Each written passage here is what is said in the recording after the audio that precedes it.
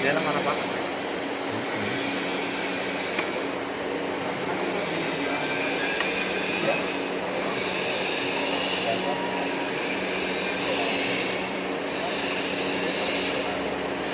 Terus sistem remote